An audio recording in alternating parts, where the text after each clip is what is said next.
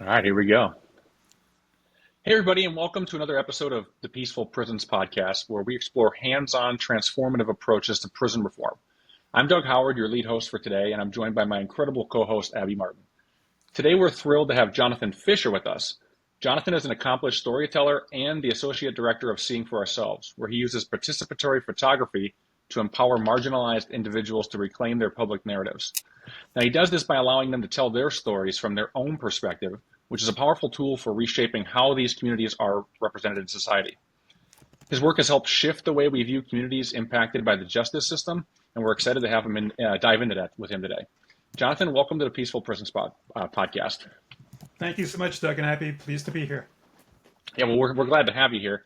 Now, before we dive in, I just want to, basically reward our audience. I'm sure they want to know a little bit more about you before we dive in. So, do you mind telling us a little bit about your backstory, your journey into visual storytelling? What participatory photography is, and what inspired you towards getting towards such a hard to say profession?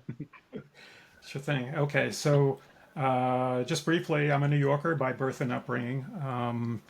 Raised in the Bronx until in 1960, this mean guy named Robert Moses decided to shove the Cross Bronx Expressway through our apartment building, and that precipitated a move to a single family home in Queens.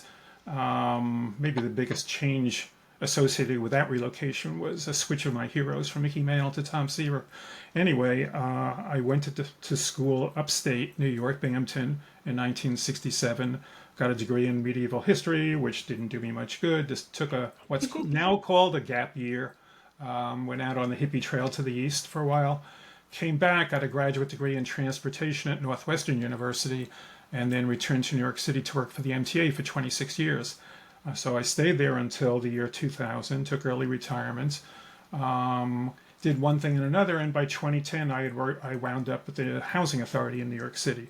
Meanwhile, George Carano, my dear friend and colleague of 26 years at the MTA, had stumbled upon a exhibit in a church basement in London in 2002 of participatory photography. And participatory photography originated basically in 1992 in China, where American aid workers found that when they turned cameras over to Chinese peasant women and asked them to document their own lives, what resulted was a lot more impactful than the photographs that had customarily been taken by Chinese officials. So the aid workers publicized, what had happened, and really participatory photography took off from there, and it's been growing ever since. Anyway, George was so entranced by this kind of photography that he resolved to mount a exhibit of it back in New York City, which he did in 2004. And one of the guests at that exhibit, attendees at that exhibit, was named Philip Jones Griffiths, who was at the time the most famous war photojournalist of his day. And he had a tremendous impact in raising consciousness in the Western world about the impact of Agent Orange in particular. Anyway, Phil took George aside and said, George, you really ought to found a nonprofit dedicated to participatory photography, because there's nobody's doing that in the States. Yeah. And George took Philip up on his suggestion. So in 2010, Seeing for Ourselves was born. 2010, I was the Housing Authority in New York. George decided to take advantage of that by pitching the executives of the Housing Authority on participatory photography practitioners delivering programming in the New York City housing projects. The idea being to overturn this terrible public narrative that had existed since the 1970s. If you came upon a story about public housing in the Daily News or any other New York City tabloid, invariably what you'd see is a photograph of crime, disrepair, and the residents suffered as a result. In fact, what happened from all that negative press was that the government, on which the housing projects depended for support, decided this was a losing hand, and they basically backed away. And that led to more crime and disrepair, which led to even worse media coverage. And it was this vicious cycle that went on and on and on. I So could see that. George told the officials, "Hey, I think we can cut this. I think we can cut this vicious cycle. We can create a new public narrative." And I don't think anybody could have convinced the housing authority officials at the time to go ahead with this, except for George, who's silver-tongued and couldn't charm the skin off a snake. Um, because the housing authority had been beaten up so relentlessly, they were gun shy of anything. I mean, even good publicity they were terrified of. But they gave George the go ahead to do this, and luckily he found a wonderful practitioner in Chelsea Davis, a demure woman who had actually conducted a participatory photography program in the pediatric ward of St. Louis Children's Hospital back in 2006. So she was perfect for this role. We took her on at the Housing Authority in my department. I was happy to administer her efforts, and she was off to the races, conducting this program in about 15 housing projects in the Bronx, Manhattan, and Brooklyn. And by 2014, she had amassed a really stunning collection of self-captioned imagery that we thought could actually change the narrative about public housing if it was promoted. And so George turned to me and said, "How about doing a book?" So, I gulped because I knew this was going to fall on me and not on George or Chelsea, who were the photographers of the trio of us. I was the storyteller. But, I figured, I'd worked so long with George, I couldn't say no. And anyway, maybe it was time to spread my wings in a way. So I took this on. The manuscript was accepted by Powerhouse in 2015 and published as Project Lives. Went on to win all kinds of awards, international acclaim. Fans including Jimmy Carter and Sonia Sotomayor and Kristen Gillibrand. But more to the point, all of that convinced the New York City and New York State to start refunding public housing. So there it was, the proof of concept. I mean, Yeah. photography is effective. And what was that like when you hit that milestone? I bet it was probably hard to believe that it worked, right? Yeah, yeah, but woohoo! Participatory photography has legs. Yeah, so we were high fiving each other for a long time. Um, Just a single and high then five. and then New York City, which knew the impact better than anybody else, said, "Okay, guys, you've changed the narrative about public housing. Can you please take your practice downtown to 33 Beaver Street, which is where the New York City Department of Probation is headquartered?" Because those folks also have been laboring under negative stereotypes for a generation, actually ever since the 1972 and 1992 crime Multiple wave. generations. Hmm. Yeah, it was actually treated respectfully up until then. And then that was which was weird. The media started treating it as a joke or a slap on the wrist, even as the practice became punitive in another reaction to the crime wave. It was really a very unhappy experience for those on probation at the time. And although many jurisdictions since then have walked back the probation practice to its rehabilitative roots, it remains punitive in many jurisdictions around the country. And so what New York City felt was that we could, by creating a new image of folks on probation, encourage reform of those punitive jurisdictions. And the ultimate impact of all of that would then be for probation to be taken more seriously as an effective alternative to locking people up.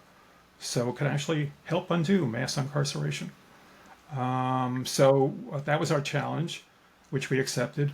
And we got a grant with Senator Gillibrand's help. We got a grant from the NEA, and that allowed the city probation department to go ahead and create a budgeted slot for Chelsea, our photography teacher.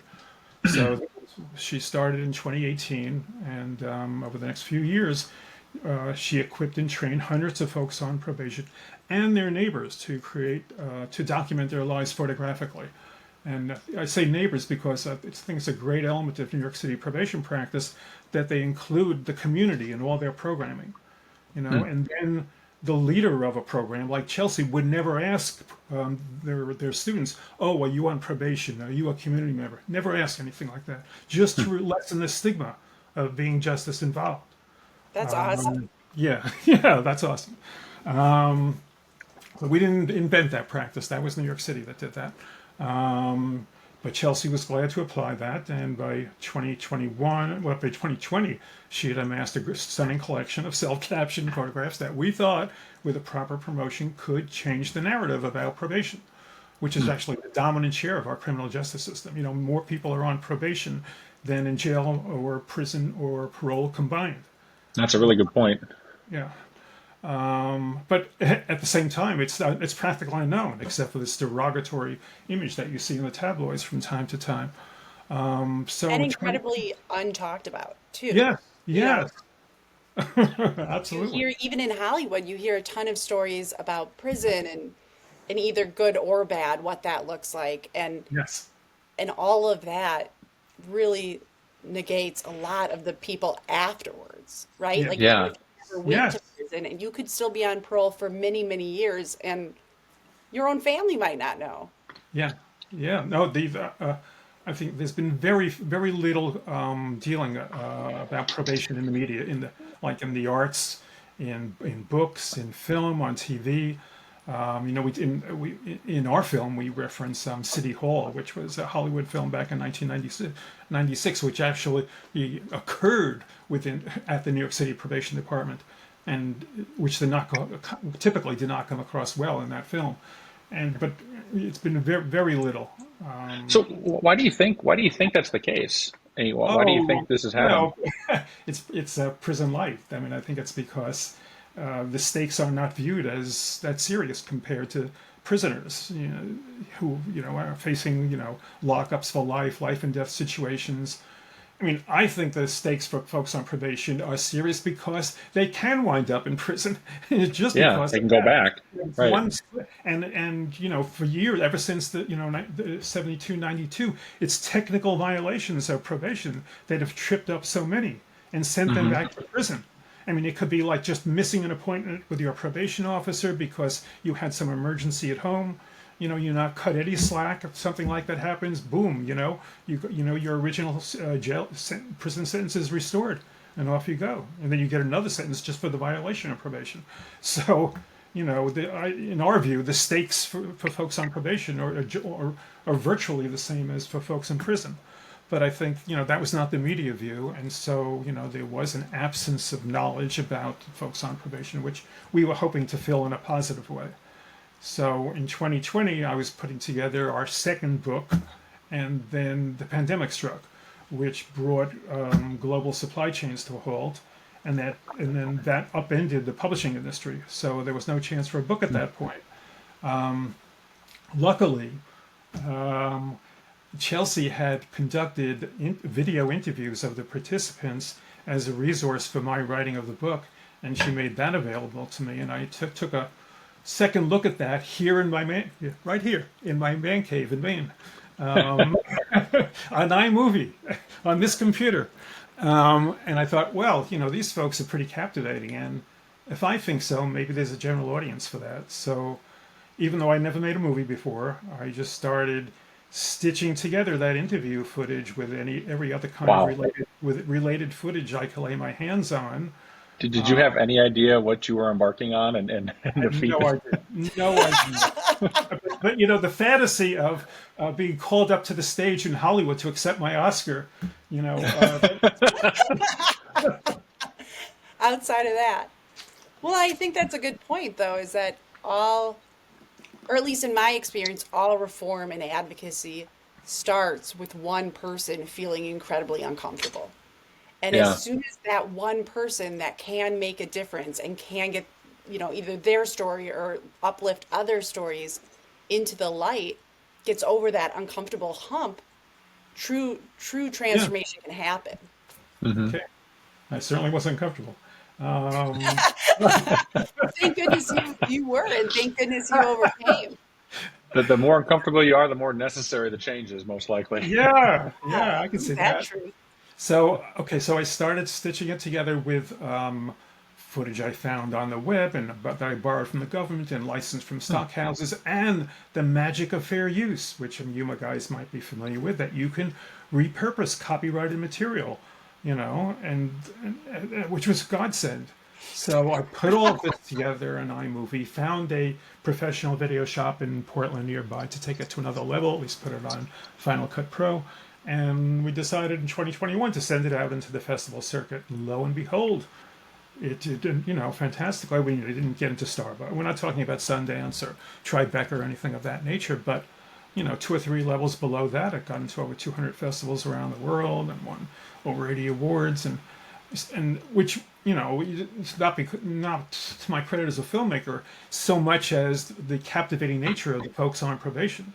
They were the stars of the film. I mean, it was really about them. It was about them and their work, you know. Well, and I agree with that, but I don't want to sell you short. You had the vision. You put it together. You tied the story together and connected the dots so that everyone else could understand this and see the importance and the impact of this. Okay, I'll accept that. But My goal is to make you more uncomfortable in this interview. That's my only goal. That's why Abby brought me in. I'm the closer there. um, all right, but so it did well.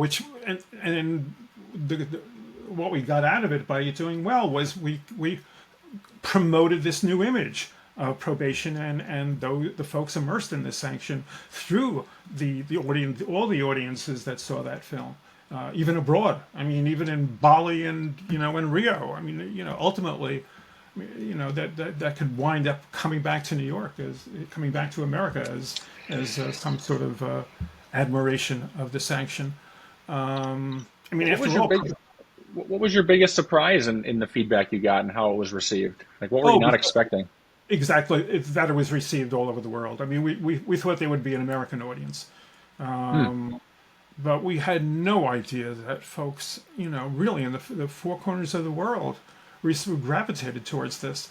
One other thing besides the appeal, the intrinsic appeal of the photographers and the works that were highlighted in the film, I think, they were giving folks abroad were actually recognizing America's contribution to criminal justice because probation originated in Boston in 1841 and has spread almost all over the world from there.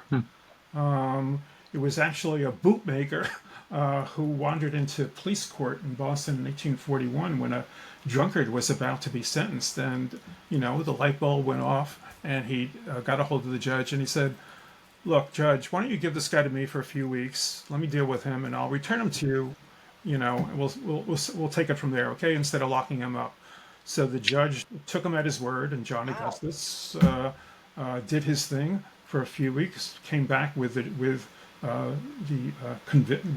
convict, if you want to get into labels, and he was a changed man. And the judge saw that he was a changed man. In fact, I don't think he ever took another drink in his life.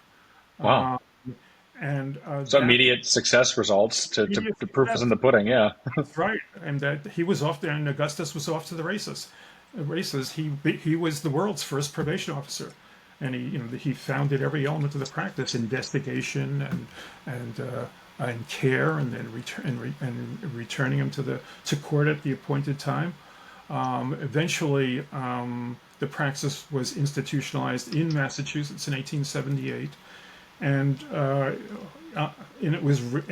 the purpose was rehabilitative. It wasn't punitive. It was keeping folks out of lockup, and that practice succeeded for a century, right up until around 1972, when, like I said, because of the increase in crime, probation departments around the country just started bringing down the hammer. So, Well, walking through the timeline like that really kind of gives us a better understanding, everyone, and myself included. I certainly didn't know this history, but it gives us a better understanding of how this started and how we got to where we're at, and kind of the difference between the intention and the reality of it. that's right. With so many things going back to that period of America and Yeah, that's the right. current That's right. landscape today. Yeah, it was no accident that it happened in New England. I mean, we were New England. I'm in Maine. Okay, I get bragging rights, and we were at the forefront of the abolitionist movement, and not imprisoning for poverty. And this was the progressive corner of the country. And kind of still is. I mean, we're finding facilities in Maine to be incredibly progressive with Yeah. with significant success rates. Mm-hmm. I mean, it is it is incredible to see what Maine is doing currently Yeah. and how Yeah. other systems can adapt and learn from what they're doing. Mm-hmm. Agreed. You know, Well, you know what? Oh, go ahead. you talk about surprises. The surprise that we had, I think all three of us, about probation in general was that we didn't know of its role in sentencing. That we thought, oh, when somebody is convicted, the judge decides on the sentence. Okay, there are sentencing guidelines, the judge could be bound by, but basically it's his call. And we had no idea that in so many cases, the judge relies on the pre-sentence investigation conducted by the Oh, probation. wow. That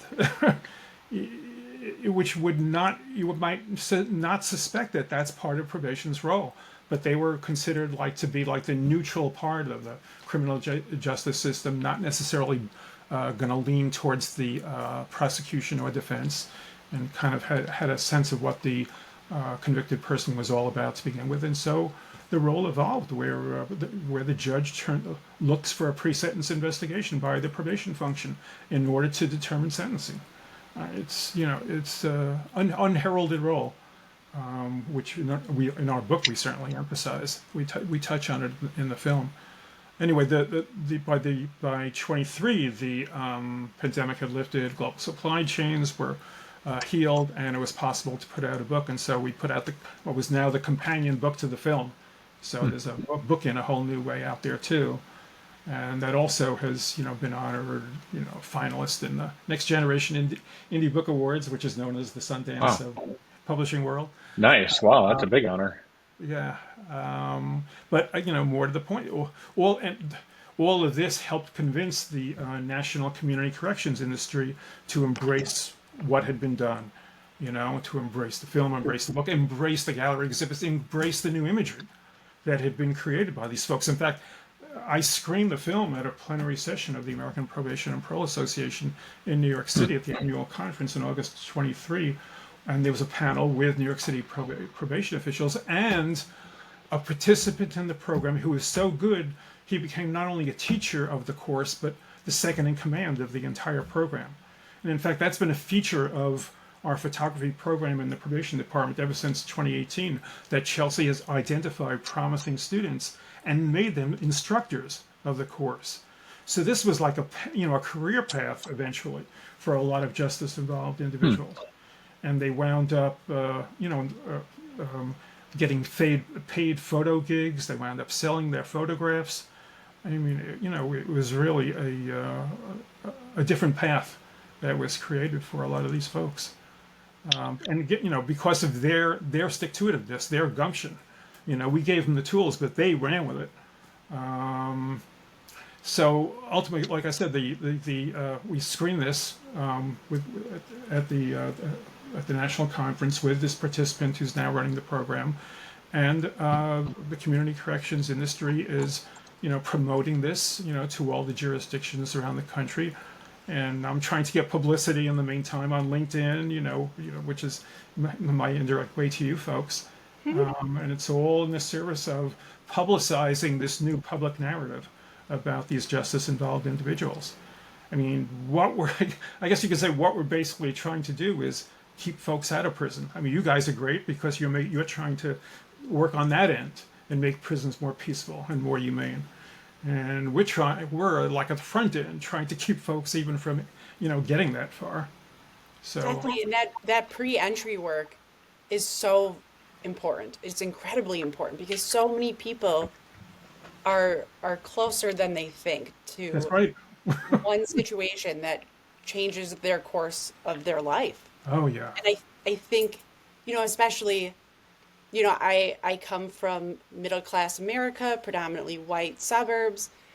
Often the narrative in my neighborhood is that's another person's problem. Yeah. And Yeah. it really Yeah. only does take one situation That's right. for something to happen. That's right. And it can change the course of your forever. Yeah, absolutely. We could all wind up in that situation. In fact, I was on a podcast called The Criminologist. You may have heard of it. Yeah. With losing her name now, but she's very big now in criminal justice reform in Florida. And what got her started was her son drunk killing somebody in a car and being sentenced to years and years and years in prison. And she, Republican roots, she had, she had no idea that this is what our justice system was all about. And the shock was so great. I mean, like I say, she is now one of the most prominent criminal justice reformers in the state of Florida. And she made a point in that podcast that she loves talking to Republican audiences, because she loves finding the commonality, that they get it. That if you talk to them the right way, they get it. Yeah. Well, and the whole idea we're getting at here is, just bringing awareness to this stuff, because a lot of people are just, myself included, living in a bubble. If you're not exposed to it, if you're not impacted by it, you really just don't know until it's almost like you're in it in some capacity. That's right. That's right. But that's why I think participatory photography. I'm going to say that 20 times fast along with Peaceful Prisons podcast. I still can't say it. A lot of P's are happening. Yeah, I got my work cut out for me today. But that's what I found. So I honestly was not familiar with this concept before I started researching you before this interview. And it seems like I'm going to oversimplify to set up my question, but it seems like a really simple concept. Give someone a camera and show their point of view. But I would imagine there's a lot of challenges with that, and I'm just curious to hear a little bit more about that. Well, in 1992, it really was revolutionary. The only people who could take high-end photographs were well-off individuals, with single lens reflex cameras, Nikons and so forth. So it was a big jump for people to start taking pictures themselves. I mean, instead of just being the object of a photograph. Now it's kind of funny because the photography has changed so much since then, and we have in our pocket the ability to rattle off 100 pictures at a time that are great. I mean, we're now in our third initiative, which is asking high schoolers to picture their climate future. And even though I'm the non-photographer of the three of us and seeing for ourselves, I don't have to. It's not a problem for me. I don't have to provide photography training anymore, like Chelsea did in housing projects and in the probation system. Kids know it, and I could give them a link to how to take better pictures or landscape pictures, but they are good. I mean, and they're used to manipulating imagery in all kinds of ways. So I never thought about that. You're right. Yeah, I never would have thought about that. How that basically was a big gateway to this. Yeah. That's right. That's right. But So how go ahead. how do you navigate the participants taking photos of what they want you to see versus what might actually be reality? Where we're seeing all over that, with social media influencers, and I mean it's happening with my own kids. My 12-year-old will take a photo of him and he's painted abs on himself. And you're like, kid, you know what I mean? But he's taking photos of what he wants the public to see or what he wants the impression to be. And it's going to happen on this podcast. We're going to edit out all the profanity Jonathan said leading up to this, and we're going to make him sound really polished and professional. Yes. That's hard work. That's hard work. Yes, you got your work cut out for you. It never came up. I think Chelsea, giving credit to her, she was a great teacher. And to me, she was the best on-site practitioner of participatory photography in the world. But she instructed her students to take pictures of what was important to them. She didn't give them assignments. She said, take a picture of what's important to you. And the folks came back with wonderful pictures about their daily lives. In the housing projects, we were half expecting them to just focus on the broken toilets, the bullet casings in the shrubbery, just to tell people how horrible conditions were. There was none of that. For them, this was an opportunity to show something positive about their lives for a change. And I think at the probation department, the same thing happened. Except I actually had to give them an assignment of taking pictures of the probation process, and they didn't really even want to do that. I had to talk them into it because I had been told by a literary agent that readers of the book would want to see the actual service that was being provided to these folks. You know, like in Project Lives, we had shots of the housing projects. There was a physical reality that we were unmasking for the world. In Hmm. the for folks on probation, if they just photograph their lives, the audience might not, know how to take that. So I actually had to give them like a photojournalist assignment of, okay, just this once, go take pictures of probation officers and what the justice involved element of your lives is like, just so we can include a bit of that, so the readership has something to hang this onto. And even though, like I said, they were a little resistant, they recognized the value of it, and they came through with great pictures, absolutely, and great captions. Well, it's what a great way to help everyone do something that we're all struggling with right now, which is empathizing with other Yeah, people and really seeing the world literally through someone else's eyes and yeah, perspectives. yeah. That's why I think this is so great, and I feel kind of embarrassed that I never heard of it before doing my homework on before this podcast. But my question for that is, I said a moment ago, you said how, kind of in the 90s, it was really hard for, I don't know, the average person to do this effectively. And now, flash forward to today, what's tomorrow look like? Where Yeah, do you I see this know. evolving? I know. I can't see into the future, but if I can get to if I can complete this climate project successfully, by that point, I may turn this over to somebody else. Did I mention I'm the last person standing in this nonprofit? You do not. Our justice project succeeded so well that it became permanent. The New York City Probation Department decided to permanently institutionalize the program there Wow. in Wow. 2021, and so they offered Chelsea a permanent career path at the probation agency. So great for her, but Yeah. kind of Yeah. left us a little bit in the lurch. No, we were glad. We were very happy for her that happened. But then George, more tragically, last year developed. He's uh, 82 now, and really he aged out. I mean, he started developing all these ailments, which I won't go Mm. into, but it really meant that he couldn't participate anymore. So I'm up here in Maine myself, trying to realize his vision in a way, because he founded a nonprofit. Even this idea of asking high school kids to picture their climate future was his. I mean, he had envisioned himself, coming up from New York to Maine to teach classes, and you know, it didn't come about. Fortunately, it's not needed, but it's just me now. You're looking at seeing it for ourselves. The lone wolf. Um, well, reflecting back on your experience, tell us who do you think was the most interesting person you worked with participatory photography, and tell us a little bit about that person and what your experience was with them.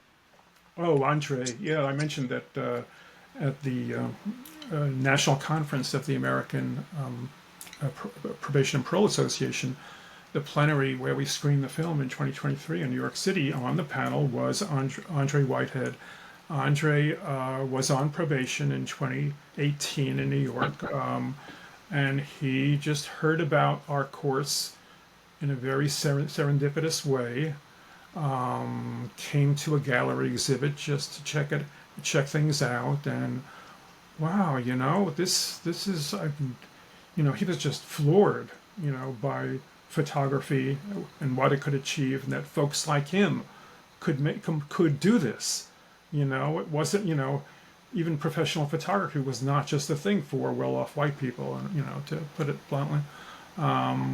And Andre signed up immediately for the class. He was so talented that Chelsea, within a few months, made him a teacher of the classes. Oh, He wow. was, he did that successfully, and then Chelsea brought him into management of the program. So, like I said, he is now the second in charge of what's called neon photography. Just to back up, we're not. The photography is not the only community program the New York City Department of Probation offers. They established neighborhood economic opportunity, or neon programs, in a variety of fields, in dance and animation, in healthcare, Hmm.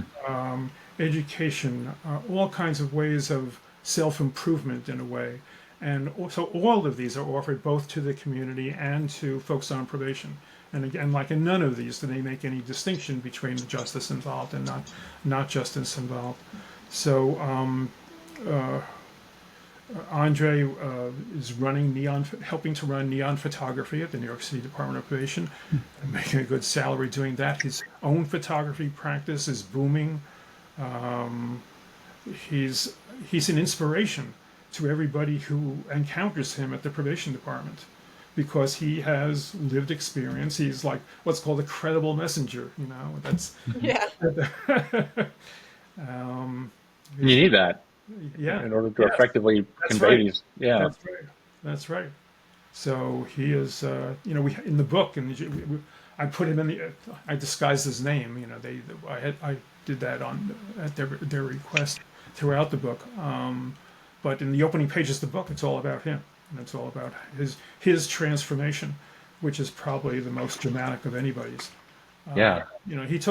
He's open about his justice involvement. I mean, in the film, even he says, I was. And he doesn't say, that he has an excuse. I mean, he said, frankly, I had a good upbringing. It wasn't. I can't say I was deprived. I just made some bad decisions. Well, like anybody can. Well, I think that's such a big misconception out there is, I think everyone just assumes, oh, this is someone either who is a bad person or someone who came from a bad environment. And Yeah, it's like, yeah, but that's not the case. I yeah, would imagine. I mean, I'd like to hear your thoughts on that. yeah. I agree with that. That's people can just make bad decisions, and they're not criminal by nature. I mean, who was it? Brian Stevenson. I think he was the one who popularized the concept that you're better than you're the worst thing you've ever done. And Yeah. that's certainly something I believe. Well, I think that's something that I love so much about what you guys are doing too is that getting back to the credible messenger part of it Yeah, is not only what you doing helping folks empathize with the system at large, but it's also kind of bridging that gap from folks who think that this doesn't apply to me. I don't know anybody system impacted, right, this is somebody else's problem. And it's right. providing a comfortable, outlet and education from the comfort of their own homes or from the comfort Yeah. of their phones where they're listening or watching or whatever that is. And it helps folks on both sides take that first step to learning more without kind of that scary full immersion. This is happening right now to me because my kid's That's now right. in That's right. prison or something like that. Where I love this so much. It's Well, really seems to be bridging gaps. that was our hope. I mean, that's why we bill ourselves as nonpartisan because we love having fans across the political spectrum. Absolutely. Well, this really should be a bipartisan topic. I mean, we're just about helping people, and when we help these people, then we're helping everyone that does better That's because of right. this. I mean, That's like right. it's even from a self-serving point of view, it's just Yes, exactly. we're all better off if we're That's right. aware of these things and we're helping. Yeah, yeah. A real like everyday example that occurred to me while we were talking about all this. I mean, Jonathan, you're helping light bulbs go off for me in my past experience. I'm going to be a little bit vague because I don't want to like share Yeah, details yeah, about yeah. personal people, but I used to be Do it, do it, do it. no, no, no, no, no, no. But I'll just say, I used to be a manager, Uh-huh. and for an engineering company, and there was a junior engineer on our team that was working their way up, and they were ready to get their license, Hmm. but they couldn't because they had something on their record, Yeah, and yeah, it was from 10 years prior, yeah, maybe even longer, yeah, and this is someone who paid their debt to society, we'll just say, came out, went back to college, got a degree. They're a whole different person, and it was a nonviolent crime and things like hmm, that. hmm, And here they are, working hard. They're one of my top performers in the company. hmm. And then he had to basically, I wasn't ashamed for him, but he was ashamed when he came to me.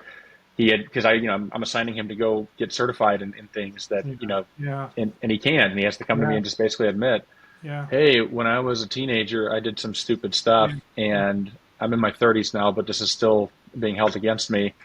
And yeah. I could tell. I would imagine a lot of people don't have the courage to approach their boss like that. Instead, they, I don't know, just don't address it, and then all of a sudden the boss thinks Yeah, bad yeah, things about them. yeah, So I mean, I'm just thinking like this is probably happening to a lot of people Yeah, that's that right. we don't even realize every day. That's right.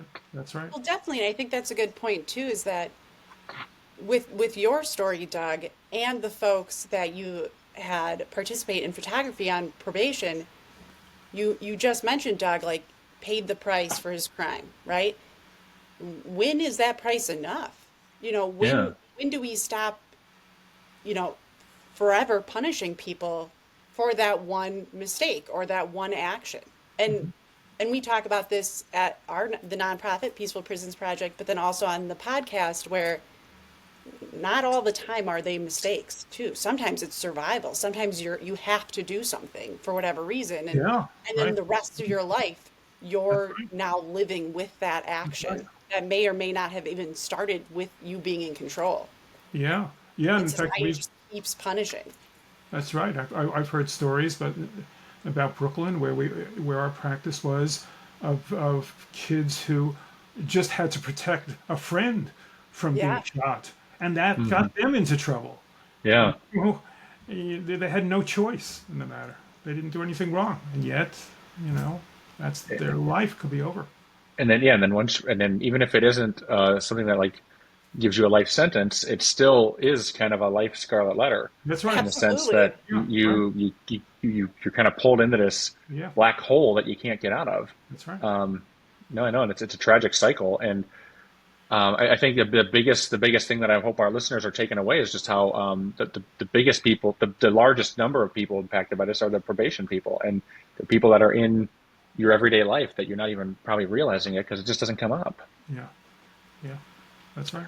Absolutely. Well, Jonathan, I would imagine with your journey and all the experience you have, you've obviously had a lot of wins, but I would imagine there's some tough lessons learned. And my question is for someone who's looking to go down a path like you, what would be your best, I mean, what I mean by that, just to put more context, is someone that's trying to use storytelling to, empower marginalized voices.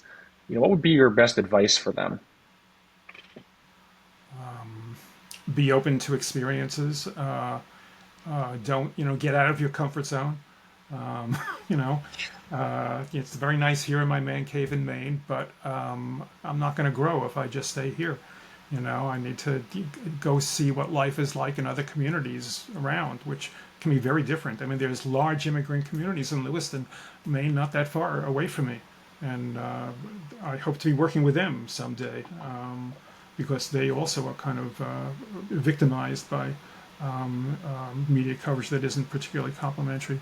So it's getting out of yourself, getting out of your comfort zone, looking for new experiences, and just do it. Like like the Nike sign says, the Nike slogan said. Yeah, I was been interviewed. My day job is at Hearst Corporation, and they have a program that celebrates people who reinvent themselves at an old age, which I am. So I was actually just today putting together replies to their questionnaire that they're going to feature in the newsletter about, what lessons do you have to impart to people who are thinking of making life changes after age 50? My God, That's coming up too quick. all I can say was just do it. I mean, it's you could start from what like, okay, I had a little bit of experience in storytelling, so taking the plunge into trying to make a movie wasn't that galactic. I mean, it was conceivable. It So wasn't? Seems big. I Yeah. watch a lot of movies. Maybe, Expert, Basically the same expert. thing. um, yeah, there was something else I was saying there.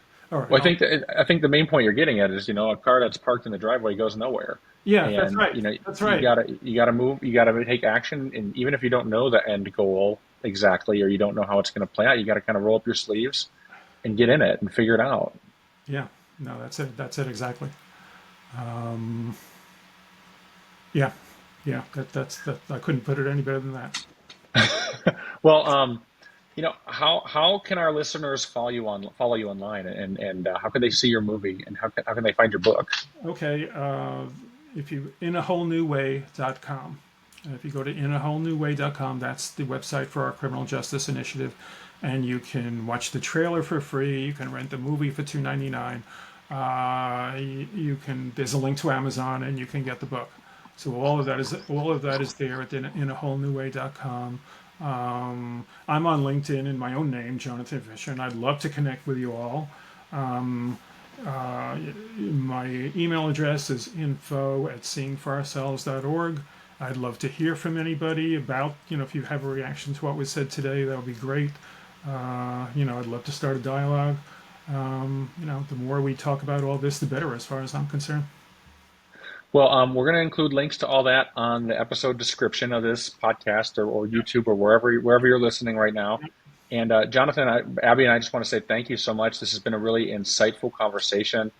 I know I've personally learned a lot, and this has opened my eyes to things, and I feel like I've have my eyes opened already, so that's saying a lot. So I really appreciated this conversation. Abby, I don't know if there's anything you wanted to add. No, thank you so much for joining, Doug. You're amazing, and this conversation was so beneficial, and I'm really grateful to have both of you here. Well, it has been a pleasure talking to you both, Abby and Doug. Really, great, splendid time was had by all. And thank you, listeners, for joining, and be sure to tune into our next episode.